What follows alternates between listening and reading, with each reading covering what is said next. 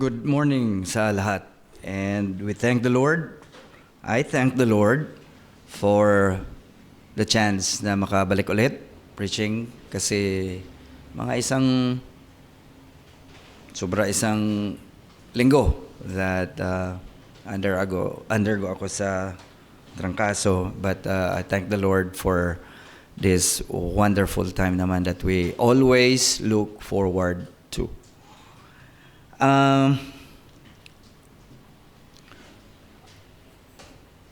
Nakita ko, kasi last week nandun ako sa Pinas, parang sabi ko, parang mas Christmas pa dito sa Thailand kaysa sa Philippines. I went to SM, and when you pass by sa mga lugar, parang hindi mo na, unlike before, kasi been 18 years din na hindi ako nakapag-Christmas doon at hindi na mas masaya pa dito. You go to the mall, may mga Christmas tree din doon sa atin, but you go, ang mga sales lady naka-cap pa ng pang Christmas doon, parang hindi. Siguro baka sa economy din, mahal din 'tong mga Christmas balls at saka mga decoration, Maybe people are just preparing or nagpe-prefer sila for the food, na alam naman natin mga Pilipino, to celebrate Christmas, kung di sa Christmas sa New Year. Sabi ko, feel ko pa dito ang lugar na walang Christ, nagsiselebrate pa sa Christmas. No? At bawal, especially ngayon sa Pilipinas, bawal magkasakit. Bawal magkasakit. Kasi baka apektado din ang mga insurance natin at yan ang isang bagay na tinitingnan natin. Today, our topic is about the best gift ever. The best gift ever.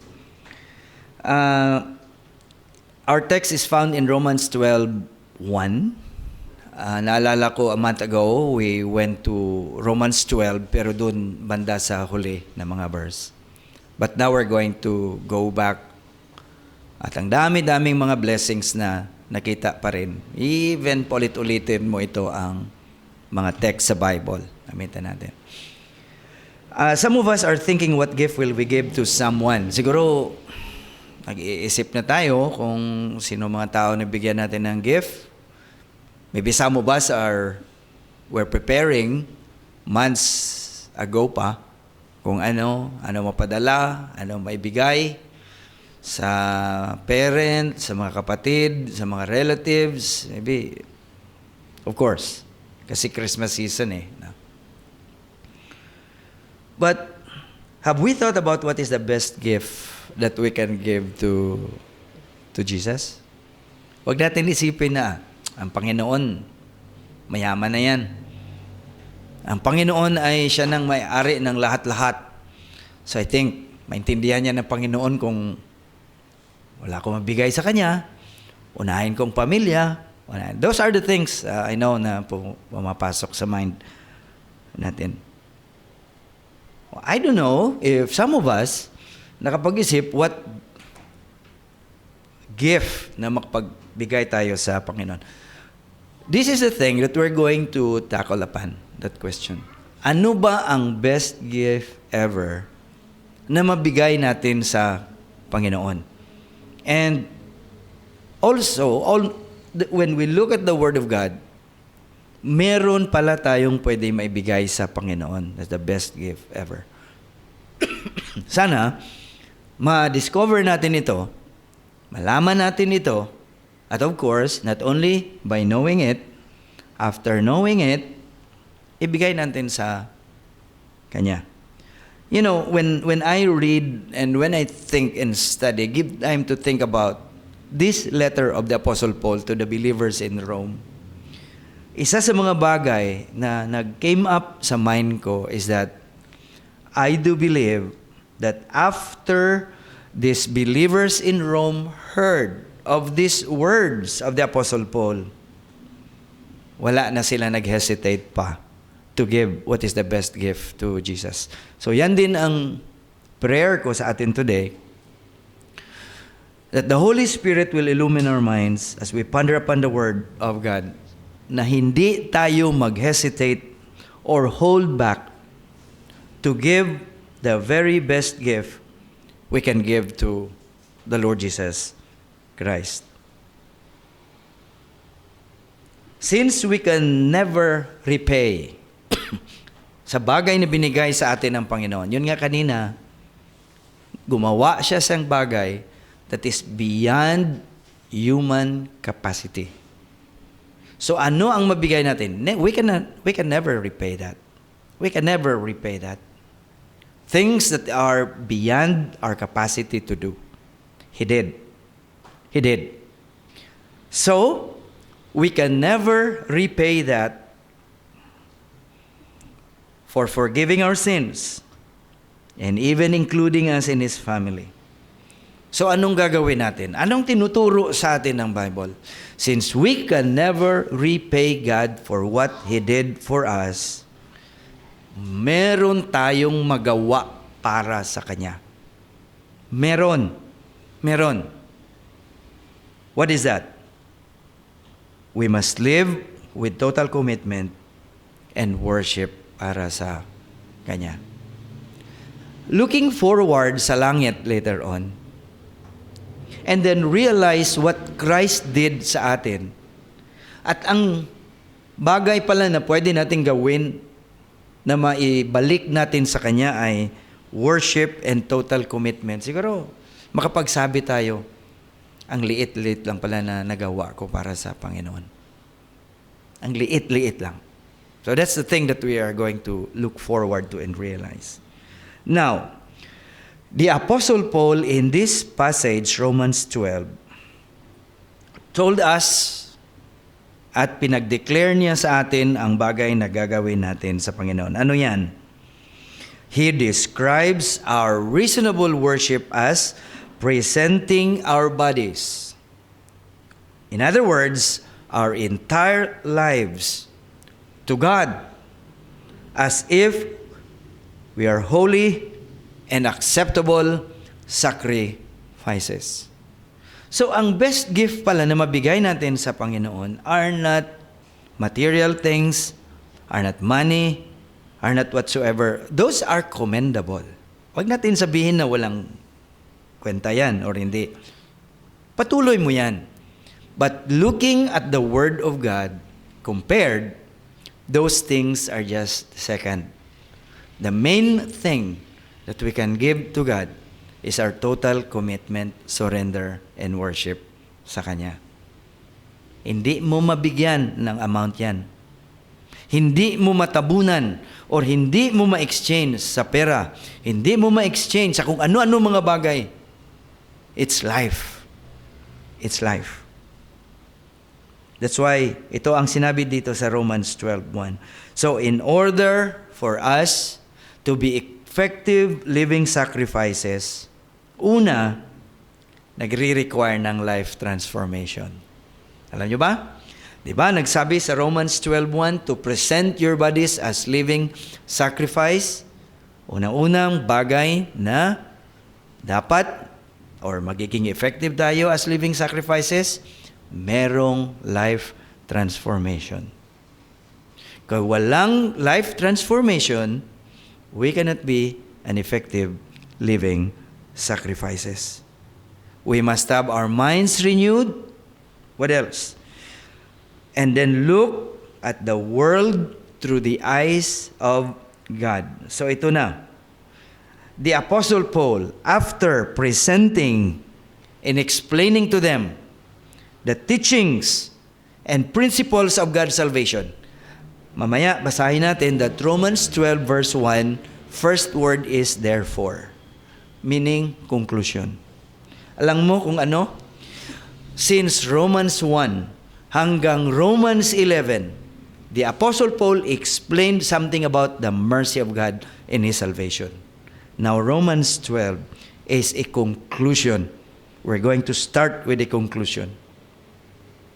So, having explained all, the Apostle Paul is making a conclusion. Ano yan? He urged them to make the next step of becoming more committed and more focused on Jesus throughout their lives. In other words, sabi ni Apostle Paul, ito ang ginawa ng Panginoon sa atin. By His mercy,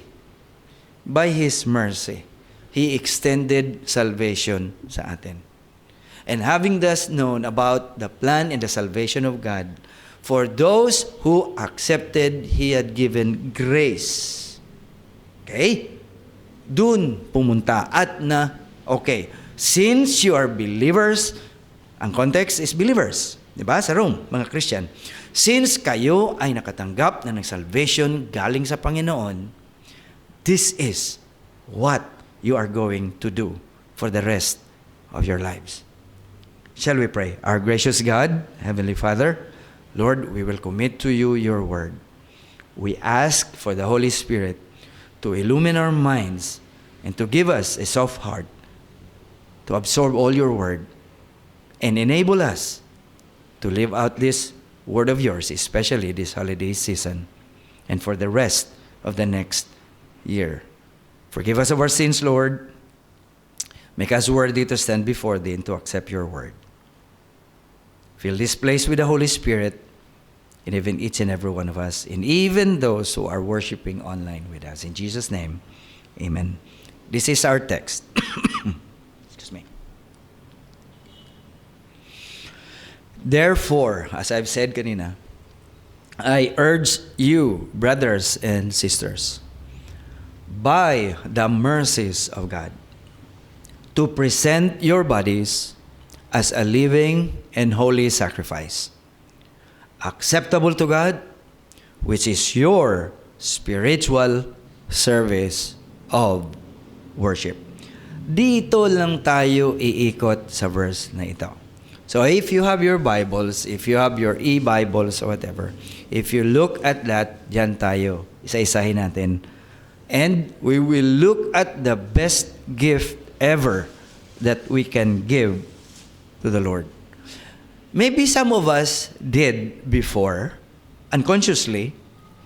Maybe others are doing it. Or maybe others don't know what is the best gift na makapagbigay tayo sa Panginoon. Today is the day i-allow sa atin ng Panginoon na maturuan tayo at malaman natin ang the best gift we can give to the Lord.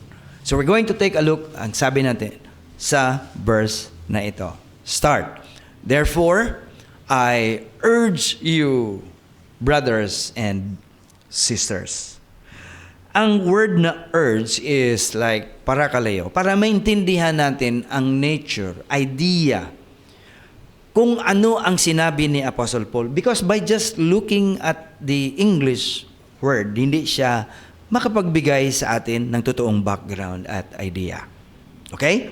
Now, it is or it means to aid, to help, or comfort, or encourage.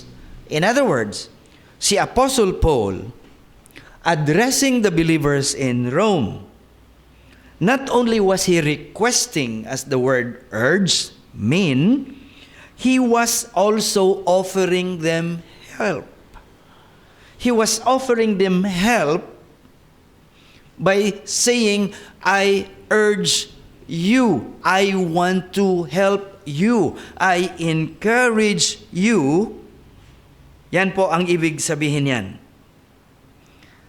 Bakit si Apostle Paul nag-urge or he offered encouragement or help to them? That's a question. Is it because sinabihan siya ng Panginoon to tell them this? Now, the idea behind why the Apostle Paul urged them or like offered help to them was because he wanted the believers to experience the blessings of offering life to God. Yan ang isang rason kung bakit si Apostle Paul nag-offer ng help at saka encouragement. He himself experienced a life that is offered to God. Alam nyo, hindi ka rin magiging effective in encouraging other believers to offer their lives to God kung ikaw mismo ay hindi mo na-offer yung sarili mo. Di ba? What blessing or what testimony can you give to someone that you offered help to present their bodies as a living sacrifice? For example, in-encourage mo ang isang believer to offer his or her life to God. Tapos tanungin ka niya, bakit ko i-offer? Bakit ko i-offer ang life ko sa Panginoon? At bakit ka nag-i-encourage at nag-i-extend ng help?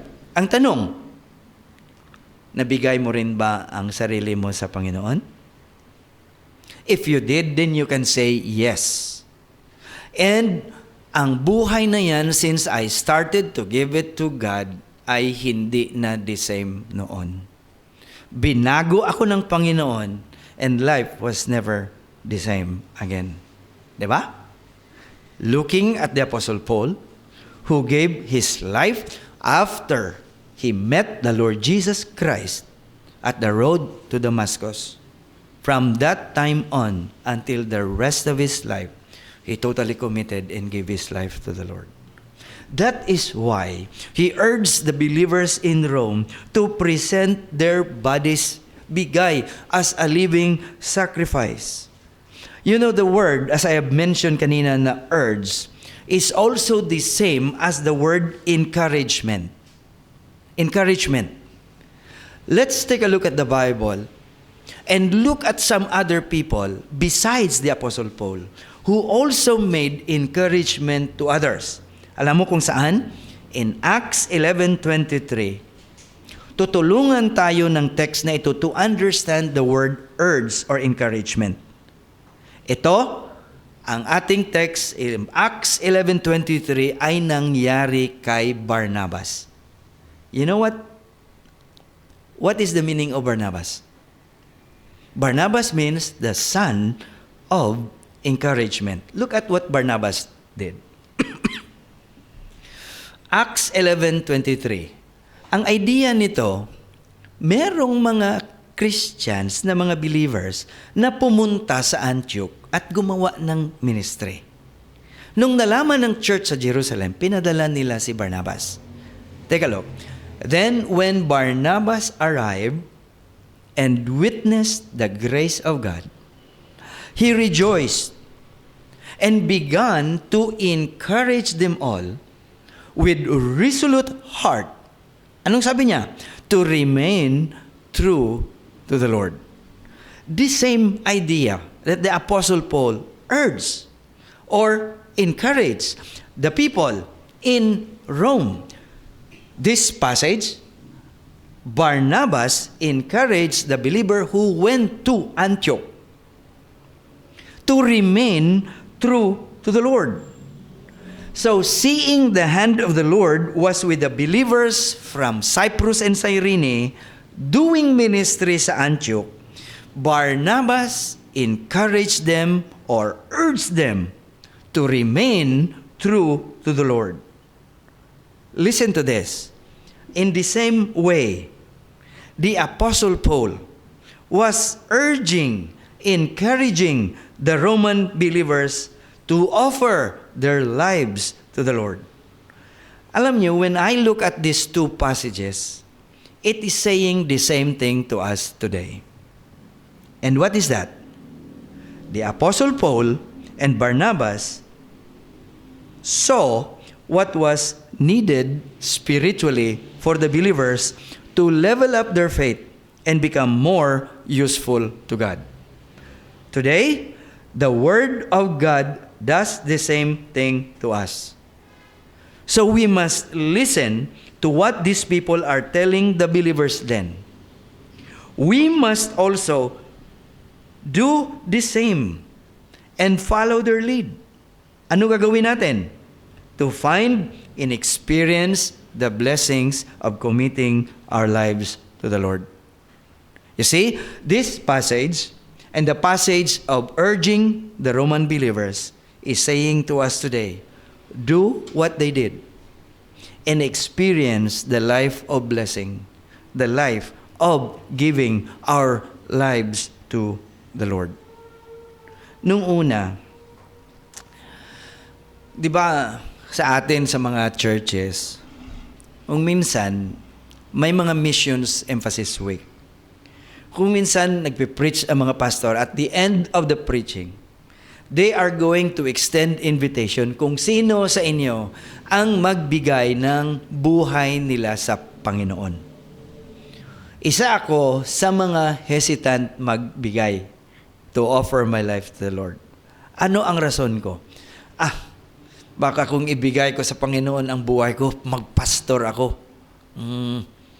Kasi thinking na if you give your life to the Lord, pastor agad. Pastor agad ang bagsak mo. Or Bible man agad ang bagsak mo. And that is not. If you offer your life to the Lord, para ibigay mo sa Panginoon ang leading niya kung ano ang gusto niya sa buhay mo. Maybe He wants you to be a teacher, an engineer, a doctor, whatever, yun po ang ibig sabihin niya. Hindi lang na kung ibigay mo ang buhay mo in total surrender, pastor, or bebuluman agad ang bagsak. Hindi. It's not. Okay? Now, what was the next appeal of the Apostle Paul to them? Sabi niya, therefore, I urge you, kanina, brothers and sisters. Anong next?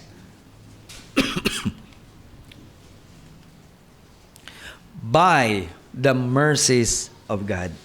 Ito po ang sinabi niya. Mercy, compassion ng Panginoon, pity. Now, ang question ko ba?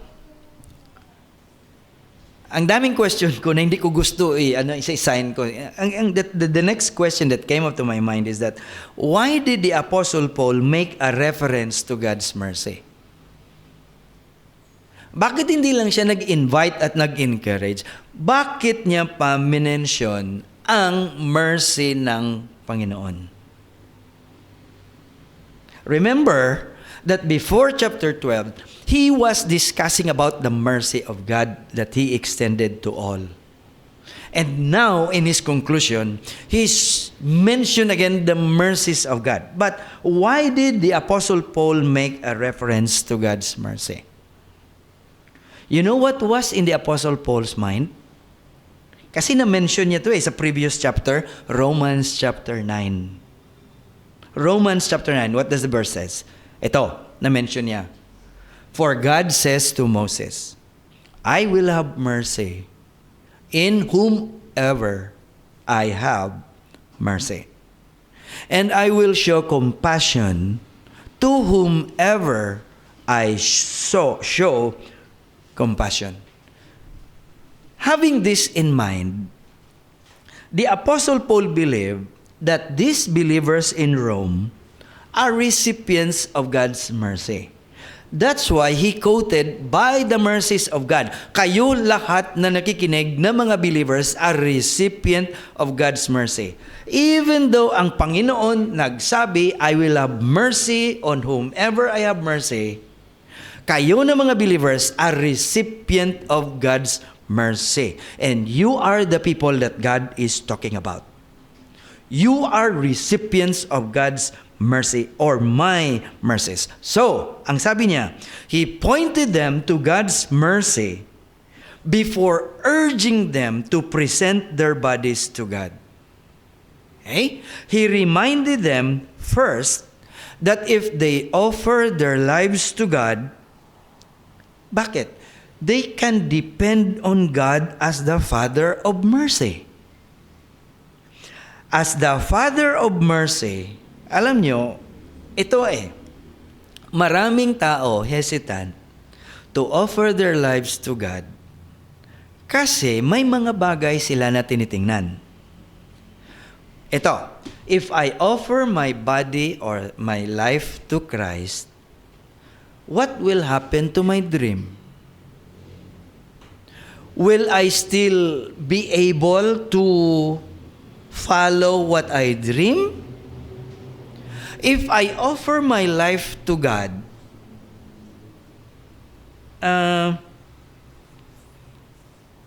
baka hindi okay ang finances ko later on. Baka kung saan ako ilagay ng Panginoon na sulok ng mundo. If I'm going to offer my life to God, baka maapektuhan ang relationship ko. If I offer my life to God, baka maapektuhan ang career ko. So, paano na lang ang career ko? Paano na lang ang income ko?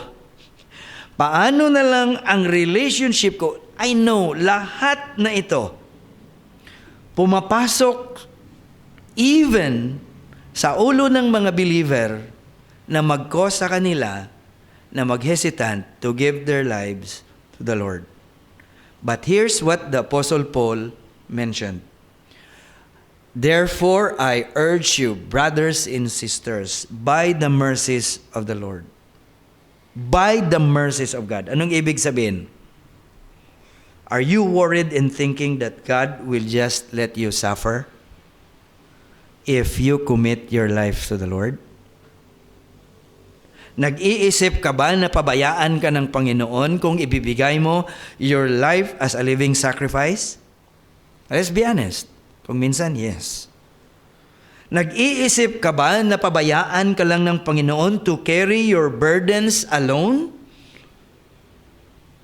Nag-iisip ka ba that if you give your life to the Lord, you are on your own? Remember, the Apostle Paul mentioned the mercies of God is not an accident there na nilagay niya. Ang ibig sabihin ni Apostle Paul as quoting God as the Father of mercy is this: He is available. He is available anytime. He is full of mercy and compassion. Yan ang gusto ni Apostle Paul maintindihan niya sa mga believers. Ang Diyos na kung saan, kung ibibigay nyo ang buhay nyo sa Kanya, He is the Father of mercy, and He will not you suffer alone. He will not abandon you, and He will not just let you suffer at pabayaan niya ka. He is a Father of mercy, full of compassion. Kung yan ang mga bagay na hesitant tayo to offer our lives to the Lord, remember that we have a God that is a merciful and loving God who will not let you suffer alone, who will not let you carry your burdens alone as you live a life that is totally committed to Him. So what is the next thing sa verse natin? Therefore, I urge you, brothers and sisters, by the mercies of God, to present your bodies. To recommend, that's the word. To recommend your bodies to the Lord. Or to place beside your body sa Panginoon. You know what struck me at the meaning of this word present? Is this. When you present your body, the idea is to place at the disposal of God. Grabe, no? That is totally committed to Him. Here is my body, Lord. I give this to you as a living sacrifice. It's just like putting our lives beside the Lord and to place our bodies at His disposal. That's what slaves do. Di ba lang? And we are God's slaves. We are at the disposal of the one who died for us and created us. Hindi lang siguro natin na-realize yan, ang pag-present. So what best gift, ano pa ang the best gift na mabigay natin sa ating Diyos? Kung hindi ang buhay natin, totally committed to Him, and to place our lives beside Him, and to be at His disposal. Grabe, no?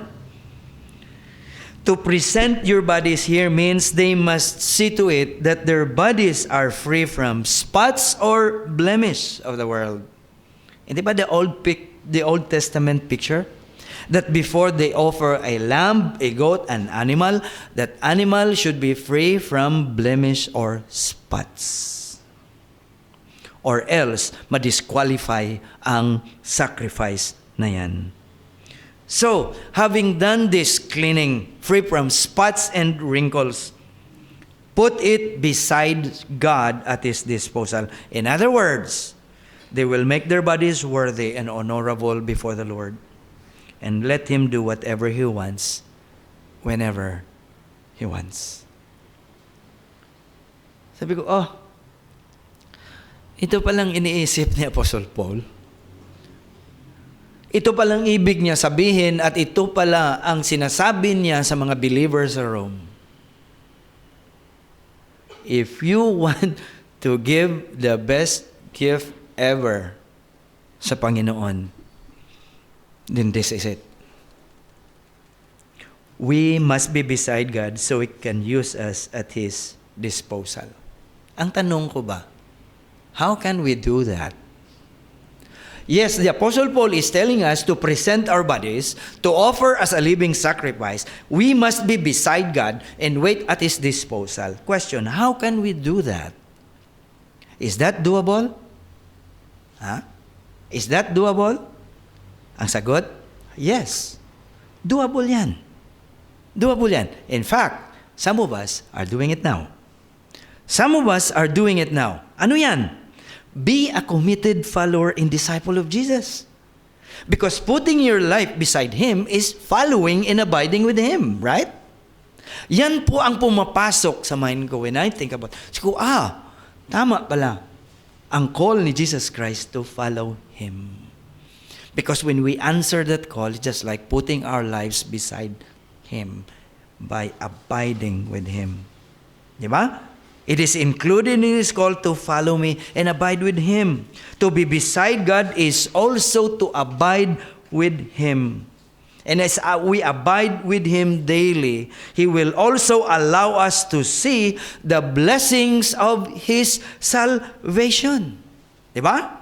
Look at what the psalmist said in Romans 50:23. Ito, He who offers a sacrifice of animal ba na yan? Physical? No. A sacrifice of thanksgiving honors me. And to him, take a look, who sets his way properly, I will show the salvation of the Lord. Right? So the answer for the call to discipleship is God's way for us to be able to be with Him and to be beside Him always. Know and honor Him deeply so He can use us more effectively and be at His disposition or administration. Ang ganda pala nitong Romans 12 when I look at it. The answer makes it clearer when you look at it at a disciple mindset or a discipleship lens. For us to be able to be beside God and be at His disposal, answer the call of God to be His committed follower or listener or learner or disciple. Next, ano pang sinabi niya? Therefore, I urge you, brothers and sisters, by the mercies of God, to present your bodies, ito na, as a living and holy sacrifice. Many times, ang pag-intindi natin is just that, living and holy sacrifice. So, that means I'm going to answer the pastor. When the pastor will extend his invitation, pupunta ako sa gitna just to offer my life to God as a living sacrifice. Yun na po. Ang ibig sabihin niya, na-offer ko na ang buhay ko sa Panginoon. Whatever. Okay. Now, what does holy mean? Holy means morally blameless. When I look at the deeper meaning, ang isang word na nabigay is saint. Saint. Saint. Ano ang isang saint? Di ba a saved person? This is simple meaning. Ang Bible nagsasabi, you don't have to die to be a saint. While others are teaching, that person, you need to die to be a saint. But the Bible is not. A saint is living. A saint is someone who is saved. Here's the thing. Kung saved ka, saint ka. Can you imagine putting the word saint before your name? Aba, si Saint Jeser. Okay? Or si Saint Joy. Si Saint Mimi. Yan po ang Bible eh. Now, here's the thing. You have to offer your bodies as living, meaning the Apostle Paul is giving the idea to the believers, now that you are saved, you can present your bodies to Jesus as living sacrifice. I will just borrow the idea na ito po ang call, merong exclusivity sa mga believer. Na you can offer your body to Christ or to God. First, you need to be saved. You need to be saved. Sanctified siya ang idea dyan ng holy. Not only a living but a saved person. So when I look at naintindihan ko, okay, I need to be saved first and then I'm going to offer my life to God as a living sacrifice. The next question that came into my mind is this. Why must it be a living sacrifice? Bakit buhay? Bakit kailangan ng Panginoon ng buhay na sacrifice? Bakit i-offer mo ang buhay mo na buhay sa Panginoon? That's what He wants. That's what God required. A living sacrifice. Why? The answer? Because living sacrifice does and demonstrate good deeds and shares. And with such things, God is pleased. Okay. Kailangan ng Panginoon ang living sacrifice kasi ang buhay na sacrifice ay gumagawa ng good deeds. Ang patay na sacrifice can do nothing. The Old Testament picture of a dead animal, right after that, i-burn lang ang animal, sunog, pagkatapos, the end. But in the New Testament at hanggang ngayon, God is calling for living sacrifices because living sacrifices will do good deeds and demonstrate good deeds and shares. And such things, ang Panginoon pleased with that living sacrifice. Can you imagine if you commit your lives to the Lord as living sacrifice? If you have committed your lives to the Lord as living sacrifice, that life is required and expected to show good deeds and also share. Tingnan natin yan. Ang buhay na ito is expected by God to share and do good deeds. Kung meron pang isang tag, kung meron pang isang label na mabigay sa mga believers, are people who are sharing good deeds. Doing good deeds sa iba. Take a look at this verse.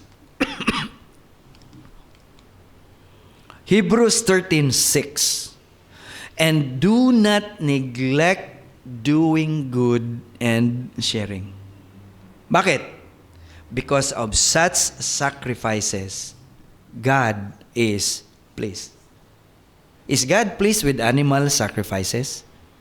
Huwag natin kalimutan, yes, we do good things para sa Panginoon physically. Yes, we do other things like decorating. Salamat sa mga nag-decorate na kamay nito. Yes, that is good, commendable. But don't forget na merong deeper na mga bagay dyan. To do good things and share. Okay? To do good things and share. Yun nga, sabi natin, isang bagay na dapat makita sa mga believers ay mga people who share good deeds. Hindi maging madamot. Who share good deeds to others. Wag lang people who are expected good deeds from others. Hindi yan. magiging negative yan sa community. Hindi maganda tingnan ang mga believer na always expecting being given to. Hindi maganda.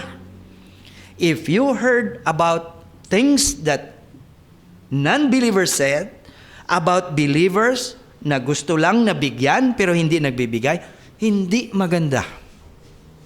Marami akong kaibigan na non-believers, and sometimes they share to me their idea about the believers. Isang bagay na hindi maganda na nakita nila ang mga believers na hindi bumibigay, na palagi lang humihingi. Bakit hindi? Kasi magiging negative example yan at testimony sa ating Panginoon, ng ating Panginoon faithful sa mga anak niya. Okay? So yan ang isang bagay. God wants living sacrifices to exercise good deeds. Di ba? Dead sacrifices don't do good deeds. God wants living sacrifices who reflect His glory and who no longer live for themselves, but for them who died for them. In other words, these living sacrifices are going to point out to people who God is through their good deeds. Take a look at this verse, 2 Corinthians 5:15. And Jesus died for all, so that those who live would no longer live for themselves. Who will they live for? But for Him who died and rose on their behalf. So dito natin maintindihan kung bakit living sacrifices. You remember the verse in Matthew? Let your light shine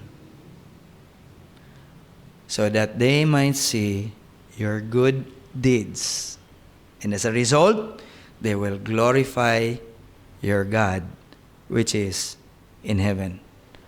Only those who offer their lives as a living sacrifice are doing that, are going to do that. Diba? So since we're believers, and when you offer our lives to Him, living sacrifice, we're expected to do good deeds. Now, speaking about good deeds or spiritual sacrifices na mabigay natin sa Panginoon, what are some spiritual sacrifices we can offer to God? Okay? Living sacrifice. Ano pang ibang mga bagay na ma-offer natin sa Panginoon as spiritual? Remember, spiritual ito na mga sacrifice, ha? Hindi ito literal o physical na mga sacrifice. Okay?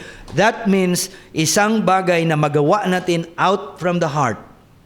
Isang bagay na hindi natin pwedeng bilhin. Isang bagay na hindi din natin kung ano-ano pa but comes from the heart. What is that? Number 1, living a holy life. One example of a spiritual sacrifice that we can offer to God.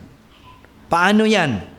Living in obedience, living in purity, and dedication to God reflects a life that is surrendered to Him. Number 2, acts of kindness and sharing. Ito ang iniisip ko palagi. I don't know if I'm going to say this to you or sa lahat nakikinig sa atin who belong to other churches. I'm just going to mention this sa inyo, ha? Without kung ano. Mas maganda siguro, no? We need to observe din sa iba nating kasama. Through the lens of the Scripture. Hindi yung pagbabantay ng mga buhay nila. Hindi. We're going to observe and look at them if they are really exercising these things na sinasabi sa atin ng Bible. Let us magtulong-tulong tayo. Observe nyo ba ang iba kung gumagawa? Acts of kindness and sharing? Yan din, tingnan natin. Ito ang mga bagay kung bakit na expected sa atin, na ikabubuhay natin kasi ang Panginoon, kung i-gauge niya tayo, ang bagay na makita that we are growing is we're bearing fruit. Are we exercising acts of kindness sa iba? Are we sharing? Do we share?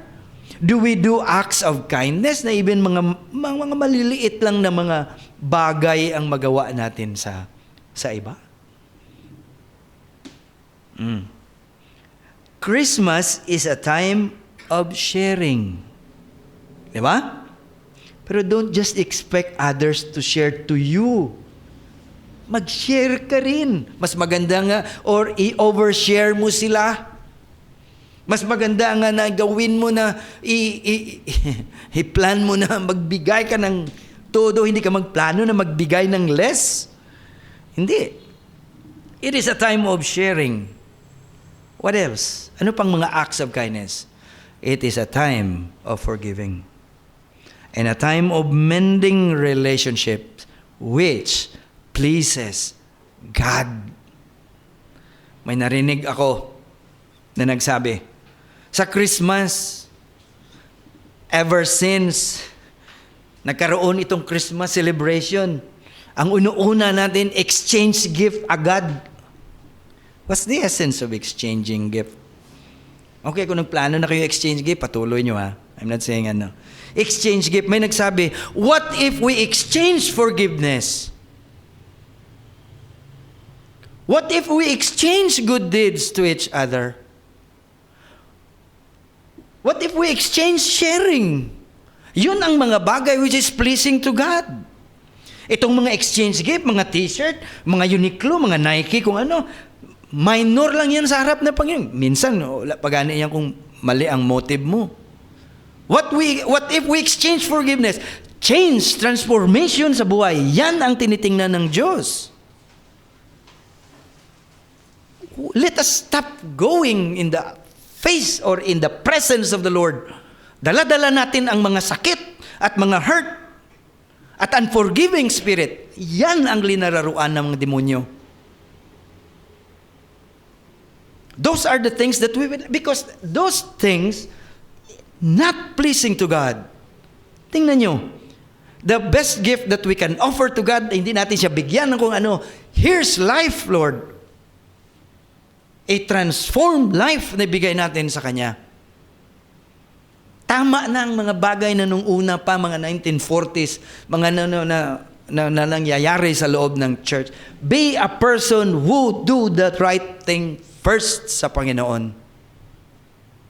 Be the person.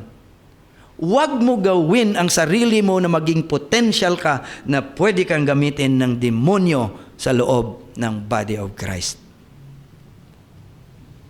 Do not allow your life to be used by the demon to be his instrument inside the body of Christ, especially this holiday season. What else? Prayer and intercession. Ilan sa atin ang nagpe-pray sa ating ministry? Ilan sa atin ang nagpe-pray sa iba nating mga kasama? You know why it's hard for us to forgive others? Because we do not pray for them. It's hard for us to understand others because we do not pray for the Holy Spirit to help us understand them.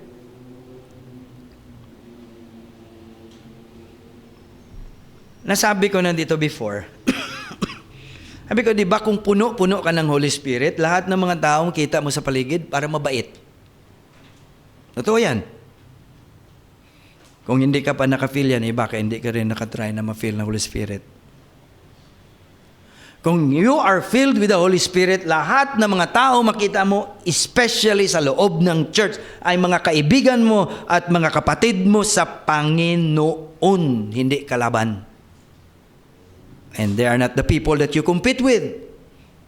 Kasi ang mananalo lang dyan sa body of Christ is Christ Himself. Persistent and heartfelt prayers are fragrant offering to God. What else? Ito pa. Ano ba nangyari? Proclaiming the gospel, Sharing the message of Christ with others fulfills our priestly duty and pleases God. What else? Ito pa. Repentance in a contrite heart. These are the sacrifices. These are the spiritual sacrifices na pleasing sa Panginoon. Well, sa ating church, minsan marami tayong mga activities na ginagawa. May mga kantata, may mga outreaches, may mga gift giving, may mga feeding program, may mga medical missions. Those are commendable. Maganda yan, mga bagay ginagawa.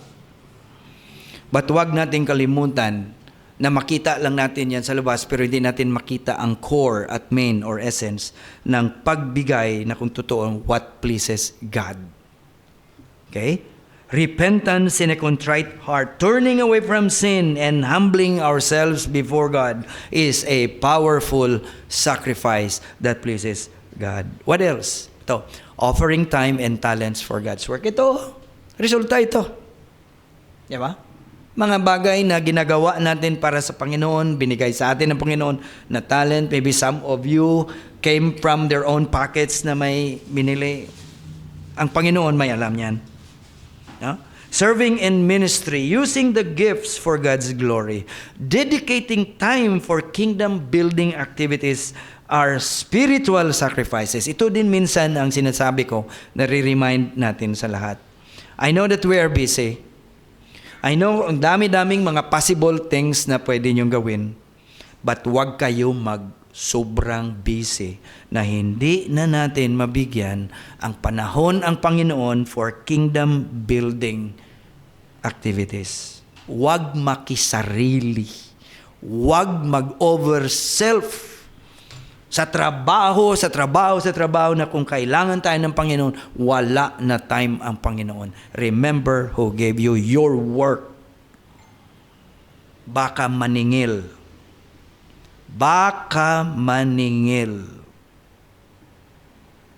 Yan lang po. Kasi hindi naman lahat ang Panginoon loving. Hindi naman siya lahat caring. Remember the side of God who is just. Yan po ang mag-humble sa atin. Huwag ipagmalaki ang trabaho. Huwag ipagmayayabang ang trabaho. At huwag gawin ang trabaho na malayo sa Panginoon. Baka maningil. Yan ang part na hindi natin mapipigilan. Kung hindi man siya maningil sa trabaho, pwede man tayo singilin sa katawan natin at sa pamilya natin. That's the thing we need to remember. So these are other things, sacrifices, spiritual po ito na mga sacrifices that doesn't involve any material thing at all that we can do and offer for the Lord. My question, are we living as God intended us to be, like living sacrifices? What is the next thing sa ating verse? Therefore, ito na siya, to present your bodies as living and holy sacrifices, acceptable to God. Acceptable meaning fully agreeable to God. That's which God recognizes. Oh, ang isang bagay na pumasok sa mind ko, hindi lang pala bigay sa Panginoon whatever we can think of. No. Let's also look at this word, things that we give to the Lord that is acceptable to the Lord. Di ba? Kailangan natin makita at malaman na ang ibibigay natin at i-offer natin sa Panginoon acceptable. Or else, nagsasayang ka lang ng pera at nagsasayang ka lang ng energy, nagsasayang ka lang ng time, hindi naman pala acceptable sa Panginoon. Right?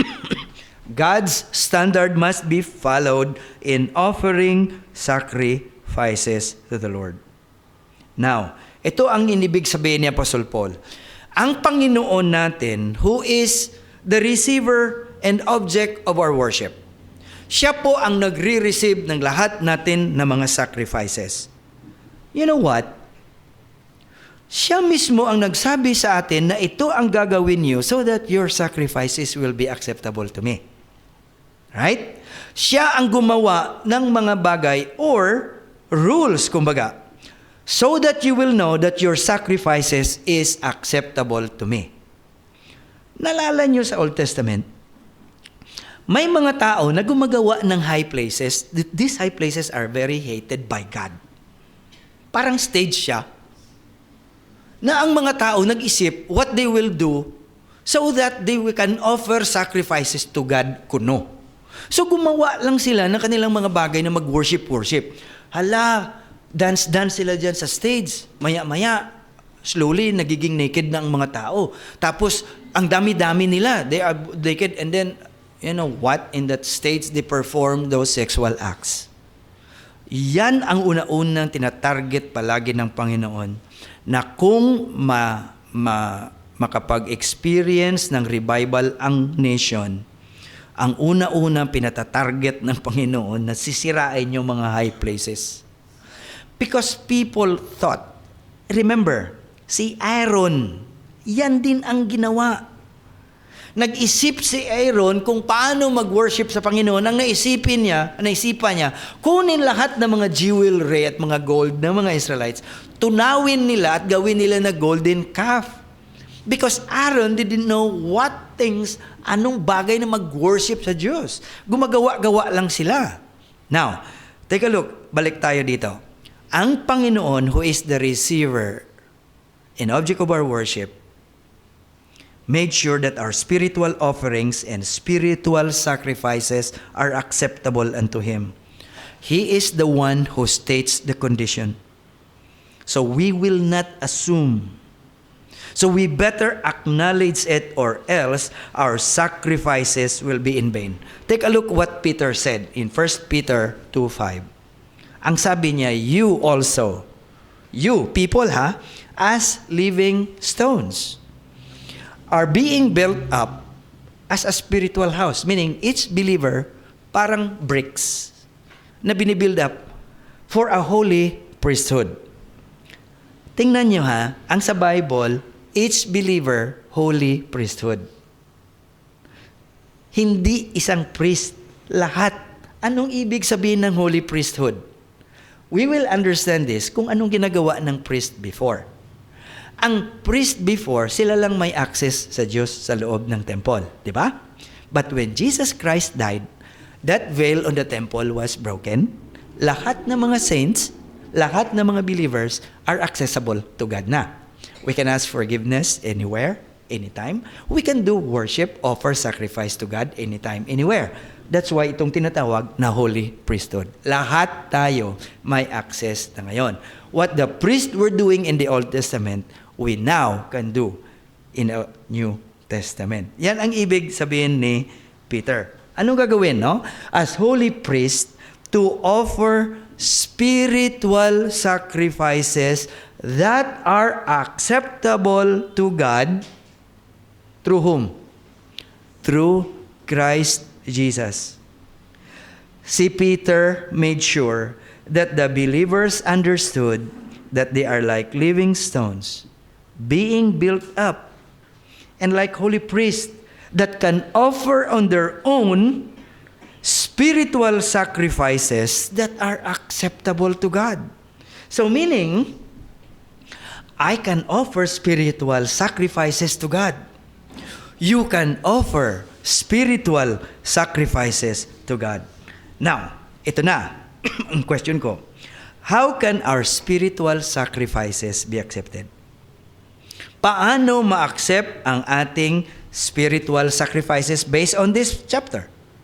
Number 1, if it is offered through faith in Jesus Christ. Okay?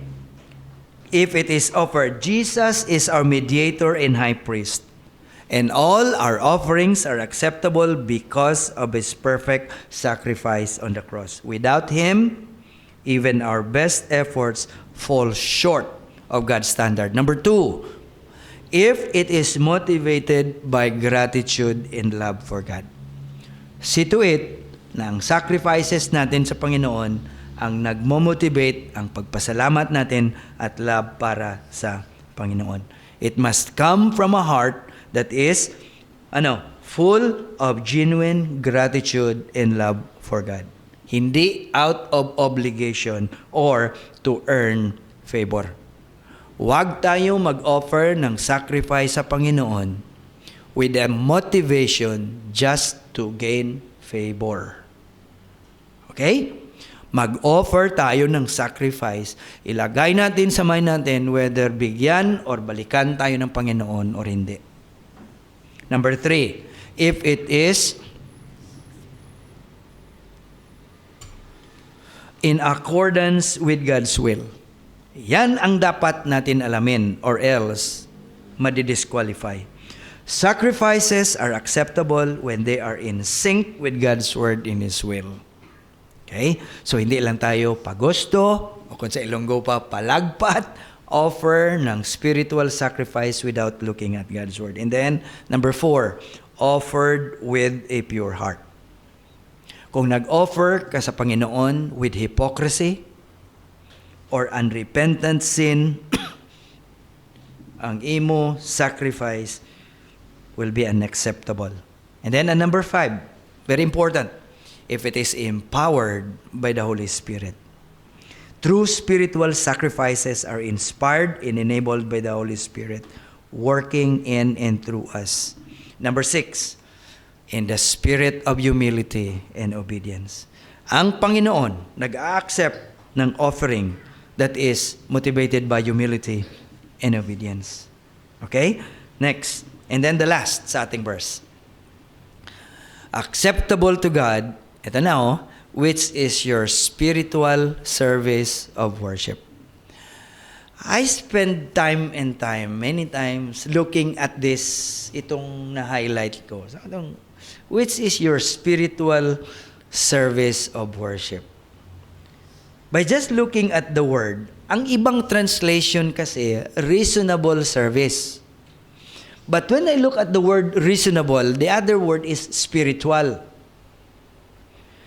So, alam nyo, ang mag-study sa Word of God, hindi lang pwede na you really have to stare at it. Alam ni Nilo yan. You really have to stare at it kung ano ang isang bagay dyan na sinasabi.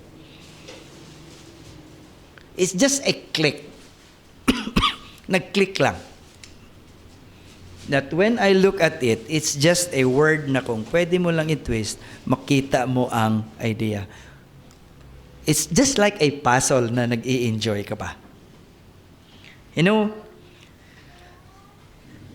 tingnan natin muna, and I will tell you later on. What does it mean? Reasonable or spiritual service? Si Apostle Paul, may idea when he said this that all the believers listening to him understood. Okay? Naintindihan nila. Ano ang ibig niya sabihin?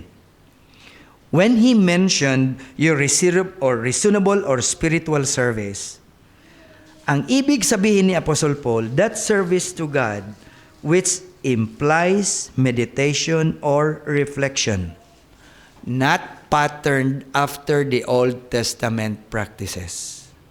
Ang ibig sabihin ni Paul, ito ay bago.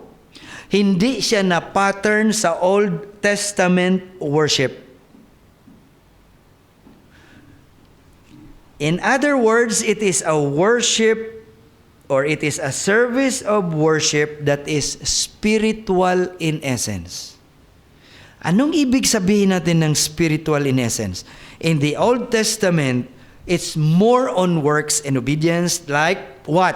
Killing an animal, i-care mo ang animal hanggang malaki, i-carry mo ang animal papunta sa temple or else ma-endure along the way na hindi na siya ma-disqualify siya.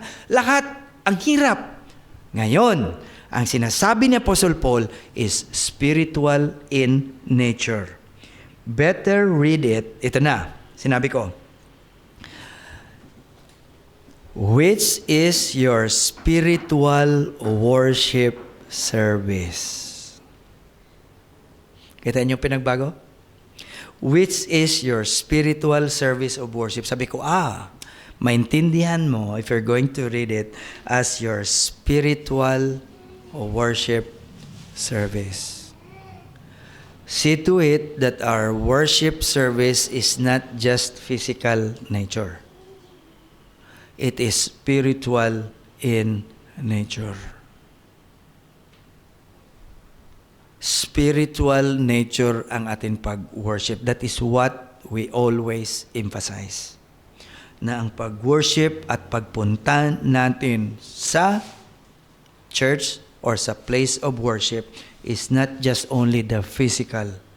Do not forget the spiritual essence of the worship service. Kanina ang sabi ni Peter, you also as living stones are being built up as a spiritual house for a holy priesthood to offer spiritual sacrifices that are acceptable to God through Jesus Christ. So if our worship service is spiritual in nature, we would also offer spiritual sacrifices in this spiritual worship service. We are now at the time that we no longer offer animal sacrifices, but spiritual sacrifices because of what the Lord Jesus Christ did at the cross of Calvary. So ito ang ma-challenge ko sa lahat. Let us always bear this consciousness that whenever and whatever or wherever we worship God, our worship should always be spiritual in nature. Because, ano sabi ng Bible? Ito na. God is spirit. And those who worship Him must worship in spirit and truth. Worship is not merely about rituals or ceremonies. Authentic worship is offering spiritual offerings, spiritual sacrifices that are acceptable to God. Ito. So when I come to worship service that is spiritual in nature, what are we going to offer? We offer to God and we praise Him for the transformation He did for the whole week.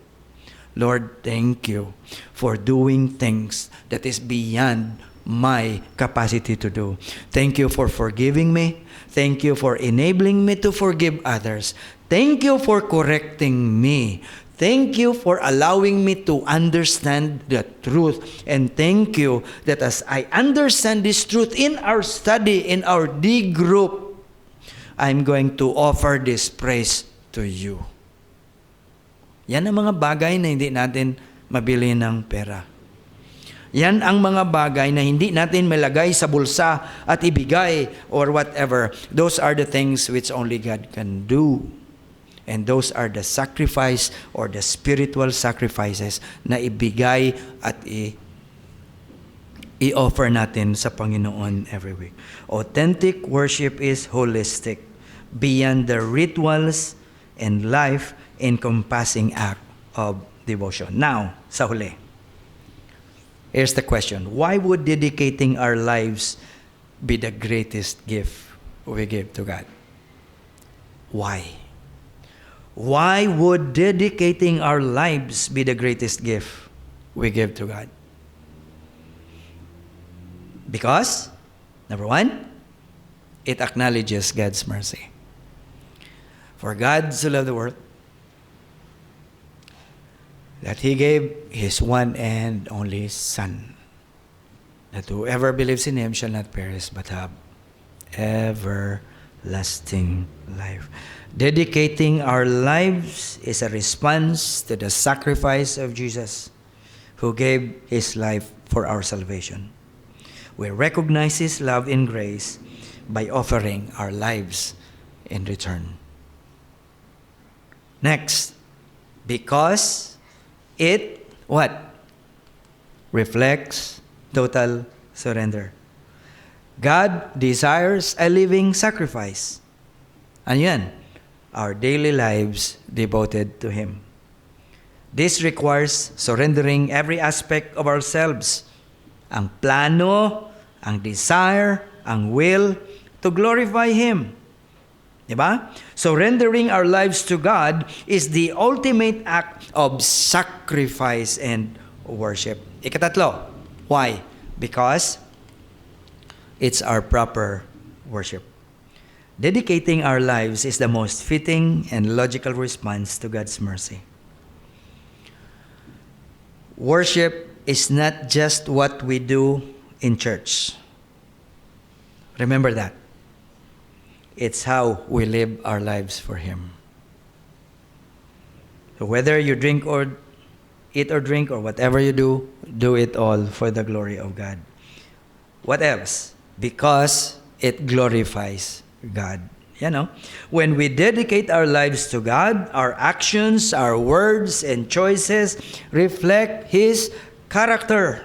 And this only pleases Him, not only that, but also draws others to Him. Isa sa mga verse palagi na bumabalik sa akin is this: let your light shine before others, that they may see your good deeds, and they will glorify your God in heaven.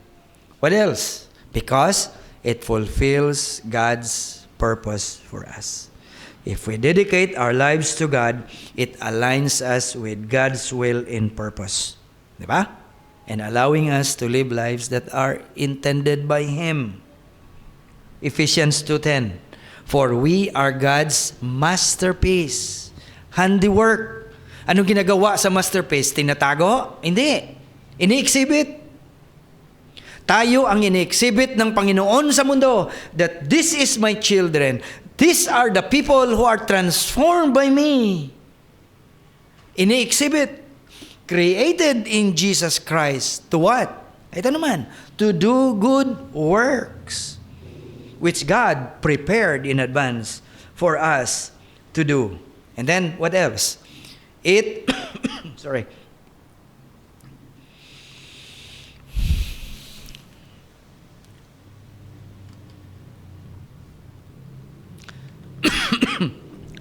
It mirrors God's gift to us.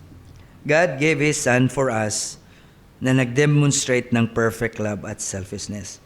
So kung i-dedicate natin ang buhay natin sa Panginoon, nagmi-mirror, nagre-reflect sa sacrifice na ginawa din ng Panginoon sa atin. 1 John 4:10. This is love. Not that we love God, but that He loved us and sent His Son as a atoning sacrifice for our sins. Yan ang totoong definition ng love. My message today ends with a question. And this question is, are you willing to give your life as the best gift you can give to God today?